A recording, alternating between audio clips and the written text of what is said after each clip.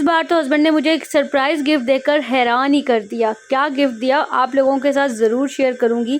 ईद की तैयारियां कहाँ तक चल रही हैं, रमज़ान की तैयारी कहाँ तक पहुँची और मैंने क्या-क्या शॉपिंग की, घर के लिए क्या किया, अपने लिए क्या लिया, सारी चीज़ें आज के व्लॉग में मैं आप लोगों के साथ शेयर करने वाली हूँ। और बहुत ही मज़ेदार सी बजट फ्रेंडली रेसिपीज़ भी मैंने आपके साथ शेयर करनी है जो आपके रमज़ान को बहुत ही मज़ेदार सी बना देंगी।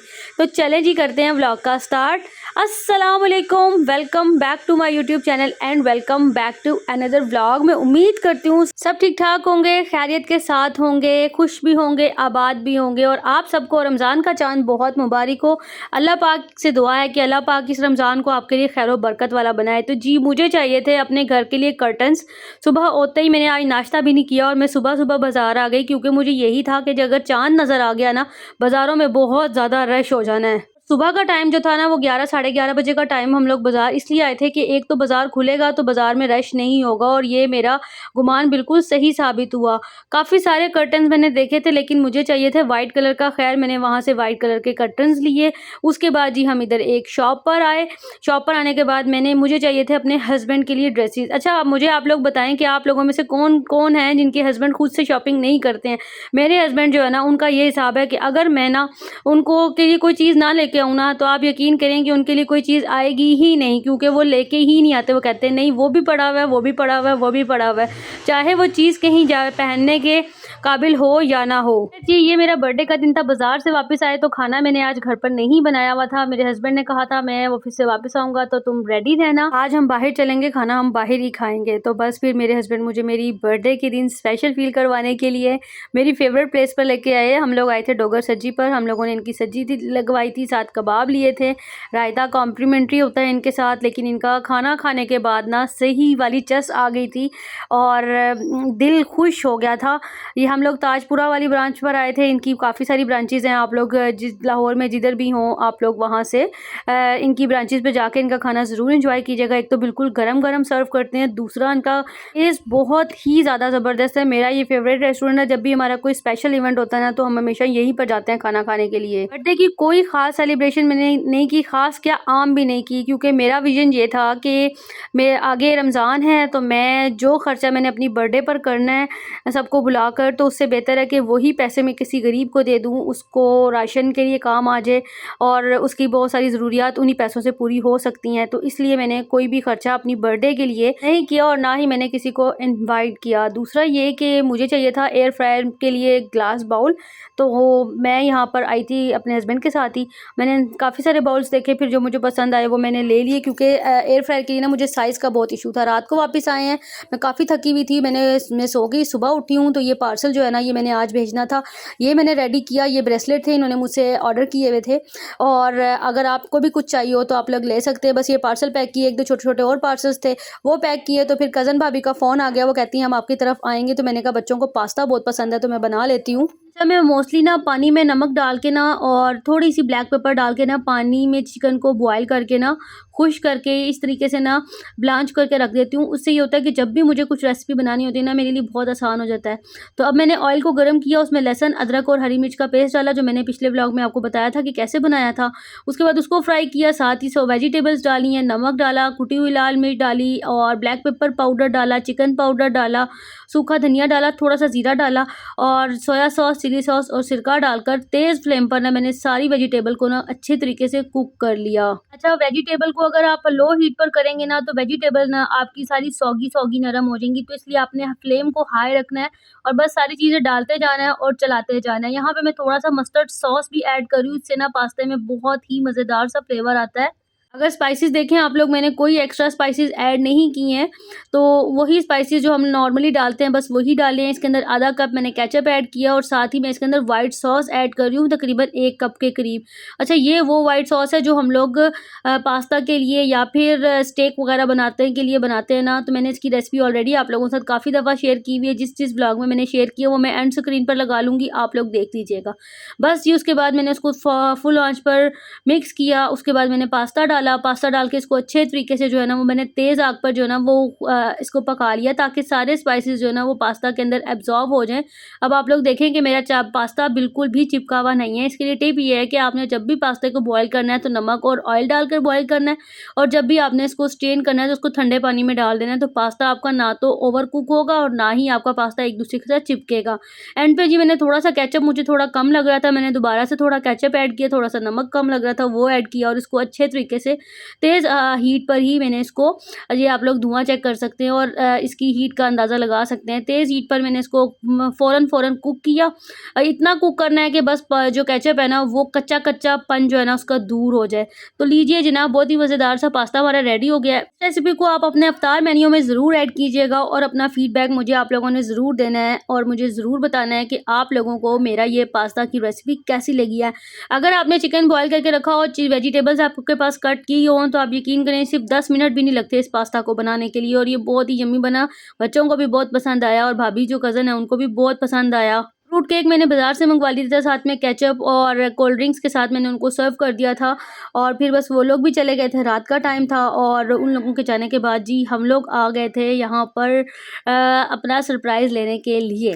बेसिकली मैं हमेशा अपने हस्बैंड को एक ही बात कहती थी, आप मुझे ना बर्थडे पर कोई गिफ्ट देते हैं, ना ही कोई एनिवर्सरी पे गिफ्ट देते हैं। लोग अपनी मिसेज़ को इतना स्पेशल फ़ील करवाने के लिए कुछ ना कुछ करते रहते हैं, लेकिन आप मुझे कोई सरप्राइज़ नहीं देते हैं। तो इस दफ़ा उनकी कमेटी निकली थी, और उन्होंने वो पूरी की पूरी कमेटी मुझे दे दी थी कि ये तुम ले रखो, और तुम्हारा जो दिल करता है तुम करो। तो फिर आपको पता है कि जो लेडीज़ होती हैं ना, उनको बस होता है कि वो अपने घर की चीज़ें बनाएँ, और मैं इनके पीछे तकरीबन 2 साल से पड़ी हुई थी कि मुझे ऑटोमेटिक वॉशिंग मशीन लेकर दें।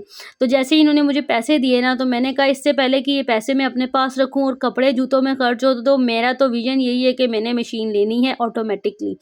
तो जी ये मशीन जो है ना, इन्होंने कहा कि ये तुम्हारा बर्थडे का भी गिफ्ट है, ये तुम्हारा एनिवर्सरी का भी गिफ्ट है, क्योंकि बर्थडे और एनिवर्सरी में 2 माह का डिफ़रेंस होता है। तो उन्होंने उन दोनों माह के जो दरमियान में है ना, वो मुझे गिफ्ट दे दिया था, और उन्होंने कहा था अब तो कोई कंप्लेन नहीं है ना। और जिस दिन मेरी बर्थडे थी उस दिन मैं उनको छेड़ रही थी, इस बार आपने मुझे फिर गिफ्ट नहीं दिया। तो उन्होंने कहा अभी जो महीना पहले, जो 1.5 महीना पहले जो मैंने तुम्हें गिफ्ट दिया है, वो भी तो वो कहाँ गया? मैंने कहा वो तो आपने एनिवर्सरी का गिफ्ट दिया, और जो पिछले जमा किए थे ना वो थे ना, तो अब नया वाला गिफ्ट किधर है? तो कहते हैं चलो इसको फिर अगले वाले जो गिफ्ट है ना उसमें ऐड कर लो। मैंने कहा चलें जी ठीक है। तो इन शॉर्ट मेरे हस्बैंड ने मेरी बर्थडे पर एडवांस ही ऑटोमेटिक मशीन दे दी थी, क्योंकि ये मेरा बर्थडे का गिफ्ट था, इसलिए मैंने इसको रिवील नहीं किया। और जब हमने ऑटोमेटिक मशीन लेनी थी, और उन दौरान ना मैंने अपने हस्बैंड का सही वाला सर खाया हुआ था।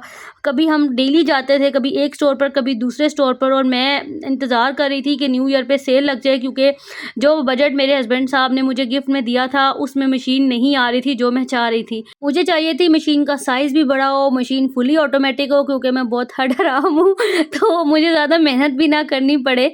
अच्छा खैर, ये जी स्टोर जब मैंने विज़िट किए तो मैं प्राइसेस देख-देख के हैरान थी। अभी ये ऑफ पर चल रहा था, क्योंकि न्यू ईयर की सेल लगी हुई थी जब मैंने मशीन ली है।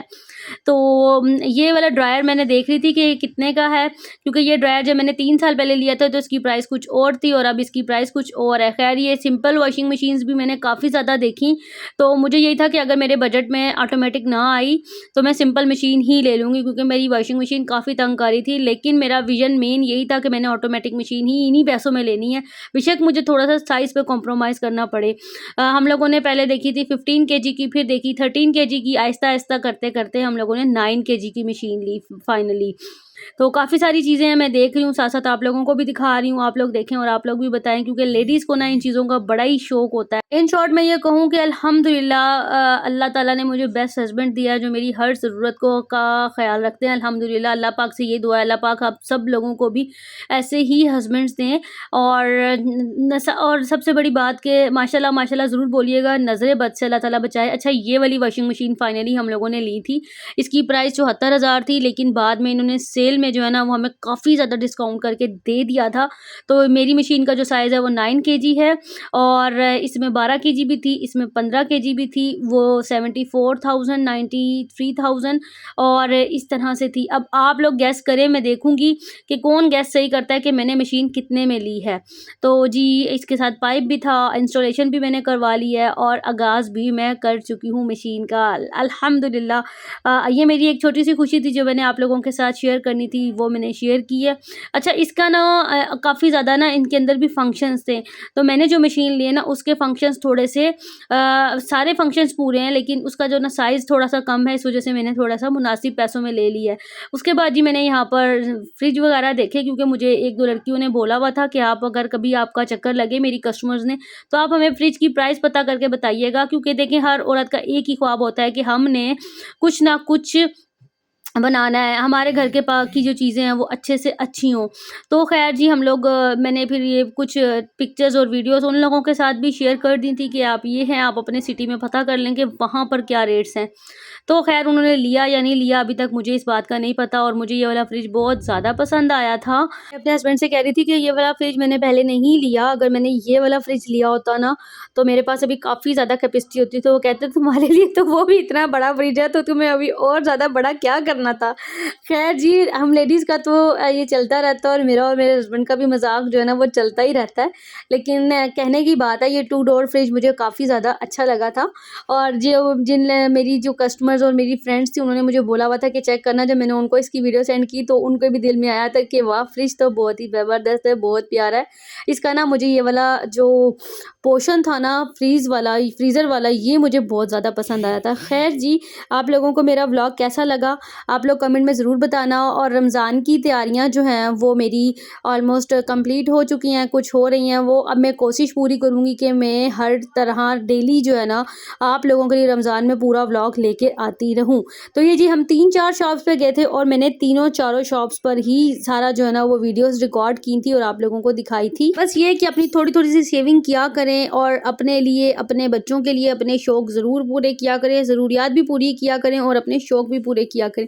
छोटी सी ज़िंदगी है, क्या पता कल हो ना हो। तो बस ये अपनी बहन को दुआओं में याद रखिएगा और माशाल्लाह ज़रूर बोल दीजिएगा। मैं मिलती हूँ आपसे अगली वीडियो में। आप लोग अभी ज़रा एंजॉय करें और अपना बहुत सारा ख्याल रखिएगा। पूरी कोशिश करूँगी कि मैं अब रमज़ान में जो है ना वो कोई गैप ना दूँ और डेली बेसिस पर व्लॉग अपलोड करूँ।